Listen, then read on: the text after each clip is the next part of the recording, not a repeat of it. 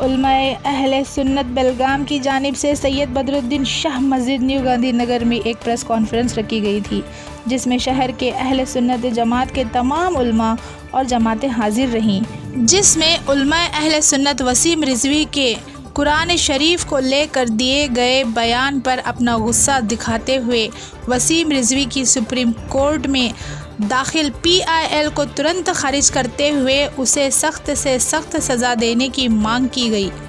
उत्तर Pradesh Shia Waqf board के ex chairman mister Wasim Rizvi ने मुक़द्दस कुरान के ख़िलाफ़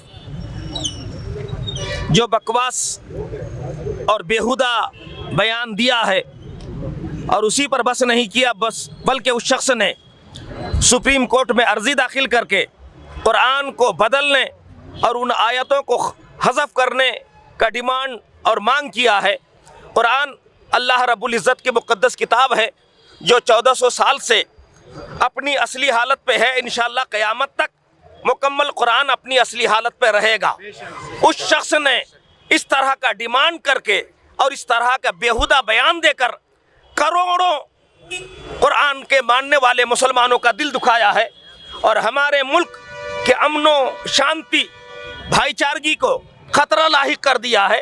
हम पुरजोर अल्फाज में उस वसीम रिजवी के इन नापाक हरकतों की पुरजोर मजम्मत करते हैं। सारे बेलगाम के उलमाए अहले सुन्नत और जमात अहले सुन्नत के ज़िम्मेदारान की तरफ से ये हम मुतालबा और डिमांड हमने मेमोरेंडम की शक्ल में डिप्टी कमिश्नर ऑफ बेलगाम के ज़रिए हुकूमत हिंद को दिया है कि उस जालिम शख्स जिसने हमारे यहाँ के अमन शांति पीस और भाईचारगी के माहौल को ख़राब करके फितना फसाद बर्पा करने की कोशिश की है, हुकूमत हिंद और ख़ुद सुप्रीम कोर्ट इस सिलसिले में सख्त कदम उठाए और उस शख्स को गिरफ्तार करके उसको कैफरे किरदार तक पहुँचाया जाए और सख्त से सख्त उसको सजा दी जाए। इन बातों का हम मुतालबा हुकूमत हिंद से करते हैं।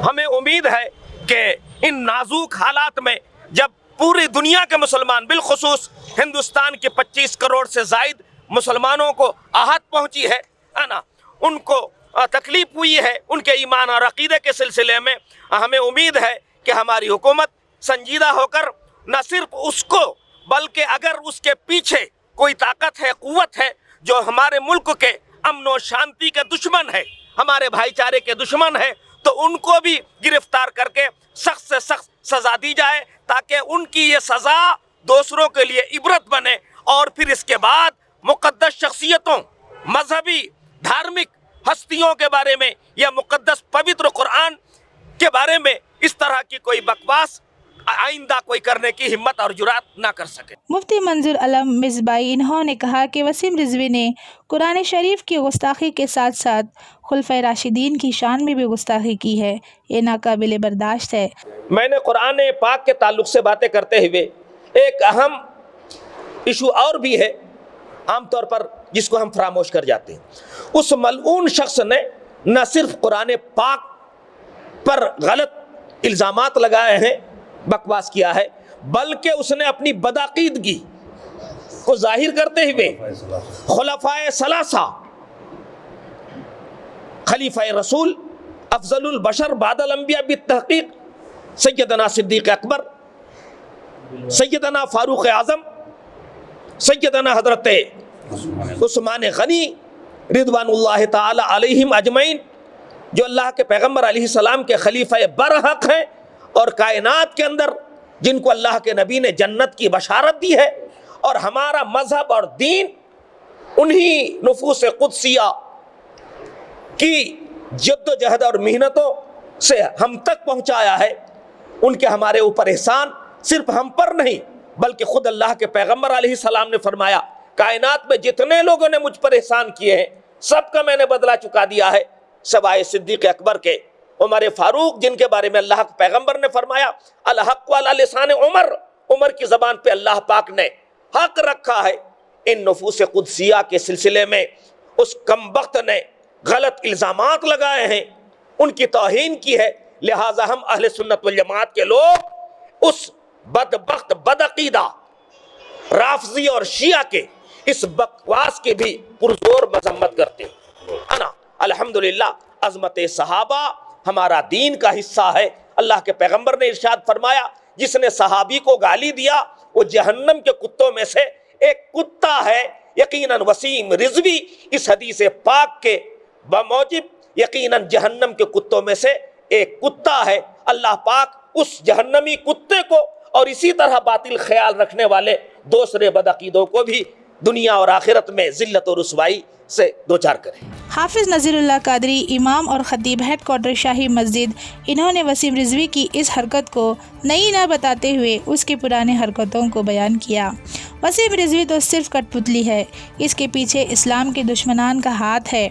ऐसा कहते हुए हुकूमत को जल्द से जल्द इस पर कार्रवाई करते हुए मुल्क की अमन और शांति को कायम रखने की गुजारिश की कि ये मलऊन वसीम रिजवी, इसका कोई पहली मर्तबा ऐसा मामला नहीं है, यह आए दिन कुछ ना कुछ ऐसी हरकतें करते रहता है।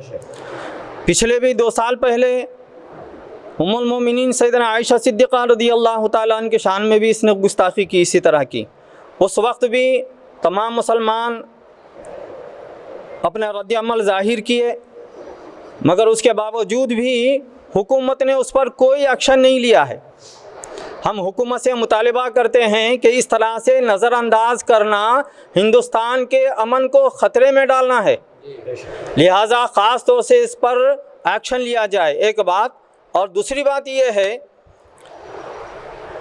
कि वसीम रिजवी तो सिर्फ़ एक कठपुतली है, उसके पीछे इस्लाम दुश्मन अनासिर जो भी हैं वो अच्छी तरह से जान लें कि मुसलमान जान माल की फ़िक्र नहीं करता, मगर ईमान, कुरान और साहिब ईमान की बात आती है तो फिर ये सोया हुआ शेर जाग जाएगा और उसके बाद के हालात की ज़िम्मेदारी आपकी रहेगी, हुकूमत की रहेगी।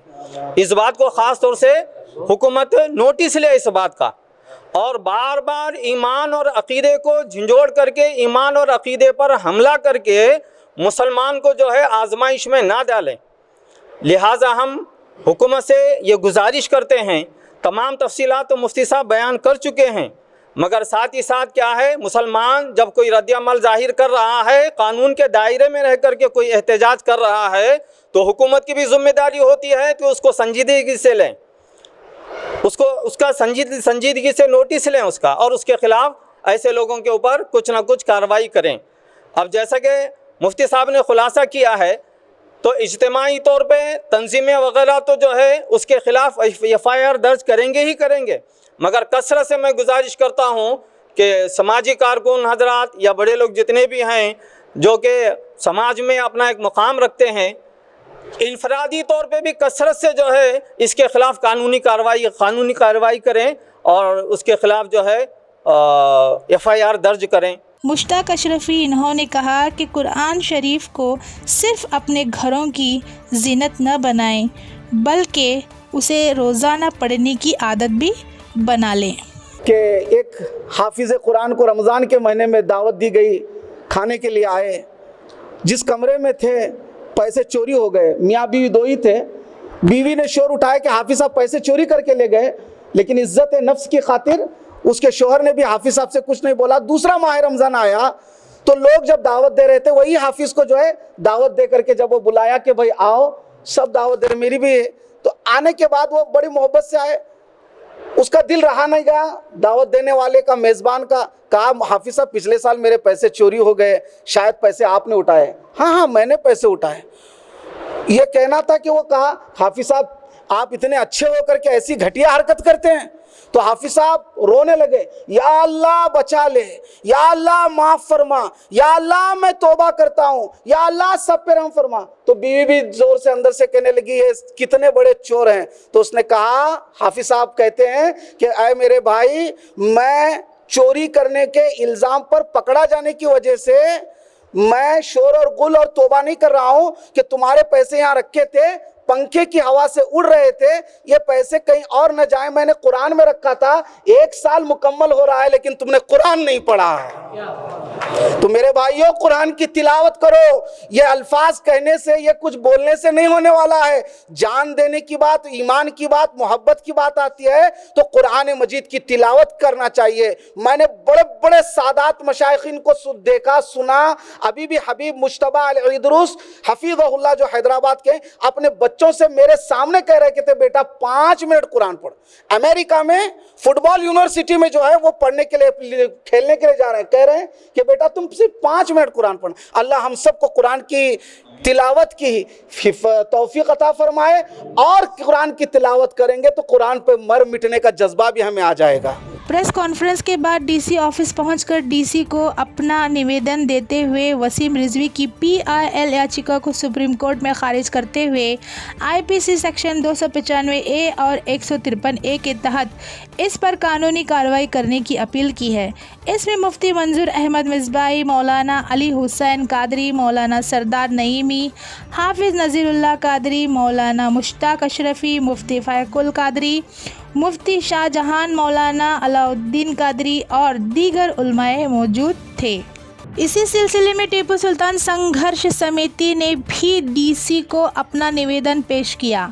टीएसएस के स्टेट सेक्रेटरी फजल खान पठान ने वसीम रिजवी को चौराहे पर लाकर फांसी देने की हुकूमत से गुजारिश की है। मुर्दाबाद मुर्दाबाद वसीम रिजवी मुर्दाबाद। दीन का दुश्मन वसीम रिजवी, दीन का दुश्मन वसीम रिजवी, दीन का दुश्मन वसीम रिजवी। फांसी दो, फांसी दो, वसीम रिजवी को फांसी दो। एक गटर नाली का कीड़ा, गटर भी अगर बोलेंगे तो उसको इज्जत मिलेंगी, मगर वो ड्रेनेज के नाली का कीड़ा है जिसका नाम वसीम रिजवी है। उन्होंने जो है हमारे कुरान के 26 आयतों को खारिज करने के लिए एक कोर्ट में, सुप्रीम कोर्ट में पीटीआई दाखिल की है। ये जो है ये गंदी नाली का कीड़ा है, और मैं जो है टीएसएस की जानिब से और सारे मुसलमानों की जानिब से जो है एक दरख्वास्त करना चाहता हूँ। जिस कोर्ट के अंदर पीटीआई दाखिल किया है उस कोर्ट के जज जो है वो वसीम रिजवी के खिलाफ में जो है फैसला सुनाए और उसको फांसी की सजा दे। और वो फांसी की सजा जिस शहर में वो रहता है और जिस शहर में जो सर्कल जिस शहर में रहता है और वो सर्कल का नाम जो मशहूर है, वो सर्कल में उसको लेकर आकर उसका सर कलम करने की जो है ऐसी सजा सुनाना चाहिए। क्यों कि जो है किसी के मजहब को जो है नाम रखना या बदनाम करना ये हमारा मजहब सिखाता नहीं है, भले वो हिंदू हो या मुसलमान हो, हम सब एक हैं। टीएसएस बेलगाम डिस्ट्रिक्ट प्रेसिडेंट आरिफ कटगेरी, इन्होंने वसीम रिजवी को कुरान शरीफ पर उंगली उठाने का मकसद सिर्फ और सिर्फ अपने सियासी आकाओं जैसे आरएसएस, बीजेपी वालों को खुश करना बताया है। वसीम रिजवी नामी एक मलून खबीस जो इंसानियत के नाम पर धब्बा है, वो शख्स जो है, इसके पहला भी आप लोग सभी जानते हैं कि माँ बीबी आयशा सिद्दीक़ा रज़ियल्लाहु तआला अन्हा के ताल्लुक़ से जो है उनकी शान में गुस्ताखी किया था। लेकिन इस बार अपने सियासी आकाओं को बिलखुसूस आरएसएस और बीजेपी को खुश करने के लिए ये मलून शख्स ने जो है कुरान के ऊपर उंगली उठाया है। इसकी हम सख्त मजम्मत करते हैं टीएसएस की जानिब से। हज़रात, आप लोग जानते हैं कि कुरान जो है सारे आलम के लिए एक मशाल राह है, सारे आलम के लिए जो है दीन और दुनिया गुजारने का तरीक़ेकार है। लेकिन अफसोस इस बात का है, इस मलून शख्स ने जो है कुरान पर उंगली उठाते हुए ये कहा है कि उसमें 26 आयतें ऐसे हैं नौज़ बिल्लाह जो जहाद को फ़रोग़ देते हैं। लेकिन मैं हुकूमत हिंद से मुतालबा करता हूँ इस बात का कि आप कौन सा हिंदुस्तान चाहते हैं, अमन वाला हिंदुस्तान चाहते हैं या जहाद वाला हिंदुस्तान चाहते हैं? जबकि कुरान जो है सारे आलम के लिए मशाल राह बनकर आया है, बल्कि कुरान चीख चीख कर बोल रहा है। उसने खुलफाए राशिदीन के ताल्लुक़ से, हमारे इस्लाम के 4 खुलफाए राशिदीन हैं, उसमें से 3 खुलफाए राशिदीन के ताल्लुक़ से बेतुकी बात किया है। ये इसका सिर्फ़ और सिर्फ जो है अगर इंसाफ हमें मिलना चाहिए तो उसे फांसी देना चाहिए। वसीम रिजवी ये ना कोई मुसलमान है, ना किसी धर्म से ताल्लुक़ रखता है। हम हुकूमत हिंद से मुतालबा करते हैं कि ऐसे शख्स को मुल्क बदर करें और इसे हिंदुस्तान में रहने का हक नहीं है। जहां भी जिस किसी पर भी जुल्म या ज़्यादती होती है तब वो पुलिस की जानिब मदद के लिए दौड़ता है, लेकिन जब मदद करने वाला ही खुद जुल्म करने लगे तो जनता कहां जाएगी। कुछ दिन पहले बेलगाम में एक मामला पेश आया था जिसमें मालमारुति पुलिस स्टेशन के CPI सुनील पाटिल ने वकील के साथ गाली गलौज करते हुए बदसलूकी की थी, जिसके बाद वकीलों ने बड़ा हंगामा खड़ा करते हुए CPI सुनील पाटिल को माफ़ी मांगने पर मजबूर कर दिया था। अब एक बार फिर CPI सुनील पाटिल ने प्रेस वाले के साथ बदसलूकी और हाथापाई की है। इसी मामले को लेकर इन्होंने chairman district police complaint authority DC police commissioner को मिलकर CPI सुनील पाटिल के खिलाफ अपनी कंप्लेंट दी है और ऐसे ऑफिसर पर स्ट्रिक्ट कार्रवाई करने की अपील की है। अब सवाल ये खड़ा होता है कि जब इनका ये रवैया डेमोक्रेसी का तीसरा और चौथा पिलर कहा जाने वाला जुडिशरी और मीडिया वालों के साथ ऐसा रवैया है तो फिर आम लोगों के साथ इनका रवैया कैसा होता होगा। मेरा नाम एडवोकेट वकार अहमद है और मैं हाईकोर्ट लॉयर हूँ। जैसे कि रमज़ान मैंने बताया कि कुछ दिनों पहले हमारे एडवोकेट्स फ्रेटर्निटी पे भी अटैक किया गया था। अब्यूसिव लैंग्वेज यूज़ करके पुलिस स्टेशन में आने के लिए मना कर रहे थे और बहुत सारे इंसिडेंट हुए हैं उनके ऐसे। तो देखिए ये हम लोग जुडिशरी और ये मीडिया थर्ड फोर्थ पिलर है डेमोक्रेसी के। अगर ये लोग डेमोक्रेसी के बचाने वाले लोग आज डेमोक्रेसी पे अटैक कर रहे हैं तो बेलगाम सिटी में नॉर्मल पब्लिक पुलिस एट्रोसिटी से खाली है ये हम नहीं कह सकते, क्योंकि एडवोकेट्स और मीडिया पर्सन पे ही अटैक हो रहा है तो नॉर्मल पर्सन क्या रिटेलिएट करेगा उन पे। और हम ये हमारी गलती मानते हैं एडवोकेट्स फ्रेटर्निटी की कि हमने सिर्फ सॉरी कह के उनको छोड़ दिया। अगर उस वक्त ही लीगल एक्शन की हम बात करते थे तो शायद आज ये इंसिडेंट नहीं होता। तो इसीलिए हम चाह रहे हैं कि क्रिस्टल क्लियर हैं इस बात से कि इस बार हमको कोई अपोलॉजी नहीं चाहिए उनके तरफ से, स्ट्रिक्ट एक्शन चाहिए। और अगर विदिन 1 वीक स्ट्रिक्ट एक्शन नहीं हुआ तो हम लोग मजिस्ट्रेट के पास कंप्लेंट करने के लिए भी पीछे नहीं हटेंगे।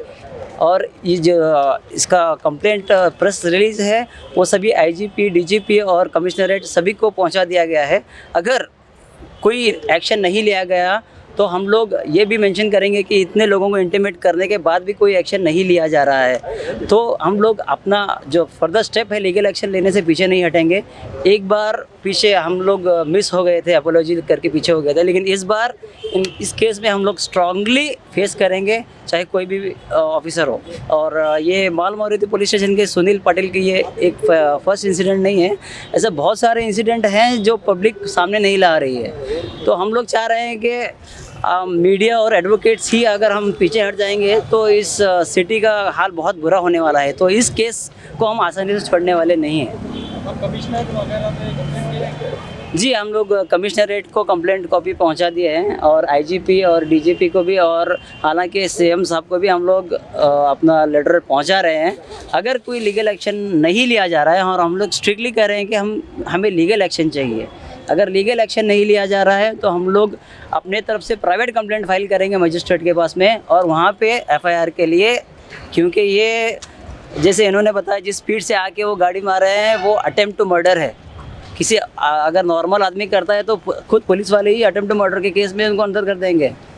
तो this is an attempt to murder whether it is a police और not, law is above all. अगर ये आपको प्रूव करना है, आप डेमोक्रेसी की बात कर रहे हैं तो आपको बताना पड़ेगा या मैसेज सेंड करना पड़ेगा इस केस से कि चाहे पुलिस हो या कोई हो, लॉ सबसे ऊपर रहता है, डेमोक्रेसी सबसे ऊपर है। अब 14 तारीख की रात को जो है काम ख़त्म कर हमें ऑफिस से निकलने के लिए अक्सर लेट होता है, तो करीब 1 बजे थे, 12:30 1 बजे खड़े बाज़ार के ऑफिस से हमें घर के लिए निकले अमन नगर में। तो जाते वक्त जो है गांधीनगर में वो स्टाफ के साथ में कल के लिए क्या करना है इसका डिस्कशन करने के लिए 2 मिनट रुके थे। तो CPI जो है मालमारुति के गाड़ी के टाटा सुमो के लाइट्स बंद कर ले को, रोड के साइड में रुके थे, हमें लाइट्स बंद कर को रेलवे गेट की तरफ से इतनी स्पीड में आए कि अगर उनका ब्रेक नहीं लगता था तो सीधा हम ना जान से मारते थे उन्होंने। वो 30 स्पीड में आको सीधा आको मेरी 2 व्हीलर को ठोकने के बाद में मैं उनको बोला कि हमें प्रेस वाले हैं और हमारा अभी काम खत्म हो, ऑफिस से अभी घर जा रहे हैं। तो उन्हें CPI क्या है इधर आकर को बुलाए मुझे बाहर होकर को, एक वचन में बात करे, रिस्पेक्ट भी नहीं। तो उधर से इधर 12 ओवर को बुलाए गए, जाने के बाद में जो है मैं बोला प्रेस वाला इतना की लेट हुआ कर को बोलने में, नहीं हमारा अक्सर इतना लेट होते हैं, अभी काम खत्म हुआ आया। गाली दिए सीधा, माँ के ऊपर से गाली दे को जो है 2 बार हाथ उठाए मेरे ऊपर, 2 बार हाथ उठा को 2 बार लाठी मांगे पुलिस के पास से। लाठी मांगने के बाद में जो है मैं वहाँ से गाड़ी लेकर निकला बाद में, फिर उसके बाद में वहाँ खड़े होकर जो है ना हर एक आने जाने वाले को फैमिलीज़ के जो कार से आ रहे जा रहे थे उनको सब जना को रुका को भी उनको मार रहे थे उन्होंने कंटिन्यू। ये इस तरह से जो है इन्होंने पिछली बार वकीलों के ऊपर भी कराई, आज हमारे प्रेस वाले के ऊपर कराई। उन्होंने जब मैं प्रेस वाला बोला तो मेरी आईडी भी नहीं पूछे, ना तो उन्होंने क्या सुने, दूसरा सवाल भी नहीं, सीधा जो है मारने के वास्ते हाथ उठाए। आज हमारे साथ कर रहे हैं, कल ऐसा करने वाले कि वकील जो है उनको सॉरी पूछने के बाद में माफ़ कर को छोड़े, लेकिन हमें ये चाहते हैं कि उनके ऊपर लीगल एक्शन होना, हम ना सॉरी गिरी से जो भी है हमें मानने वाले नहीं हैं, उनके ऊपर कार्रवाई होना। मुधोल शहर के सन्मान होटल के सामने खड़ी एक स्कूटी के डिक्की में रखे 1,80,000 रुपये चोरी किए गए हैं। जीरगल गांव में महबूब नामी शख्स ने HDFC बैंक से 1,80,000 रुपये कर्ज के तौर पर लिए और अपनी स्कूटी की डिक्की में पैसे रख दिया। पैसे डिक्की में रखते हुए चोरों ने इन्हें देखकर इनका पीछा किया। फिर होटल सन्मान में इन्होंने चाय पीने के लिए अपनी स्कूटी रुकाई तो बाइक से पीछा कर रहे चोरों ने अपनी हाथ की सफाई से डिक्की को बिना खोले ही पैसे चुराकर अपनी बाइक पर वहां से फरार होते हैं। चोरी की वारदात होटल के बाहर लगे CCTV में कैद हुई है। इसी फुटेज के आधार पर मुधोल पुलिस स्टेशन में मामला दर्ज कर लिया गया है। दिन ब दिन इंसान इतना बिजी होता जा रहा है कि अपनों के लिए वक्त नहीं है, लेकिन आज भी कुछ ऐसे लोग मौजूद हैं जो अपनी बिजी लाइफ में भी बेसहारा लाचार लोगों की मदद करते रहते हैं। कैंप में मौजूद फातिमा चर्च के पास एक शख्स जो फटे पुराने कपड़ों में बुरी हालत में लेटा हुआ दिखाई दिया, तो उस शख्स को देखकर कश्मीरा मैडम ने डॉक्टर संतोष के जरिए सेवा फाउंडेशन को इसकी जानकारी पहुंचाई। फिर सेवा फाउंडेशन की टीम ने उस बुजुर्ग शख्स को नहला धुलाकर नए कपड़े पहनाए, उनके खाने पीने के साथ रहने का भी इंतजाम किया। क्या आप जाएंगे? चलो। हाँ, क्या है सामान आपके पास? आपके लेने का है बैग वगैरह? हाँ लो, चप्पल लो, है तो लो, नहीं तो मैं दूसरे देता है। चलो। हाँ है लो, लड़का पकड़ते हो लो, तो ऑटो में बैठो, रिक्शा है।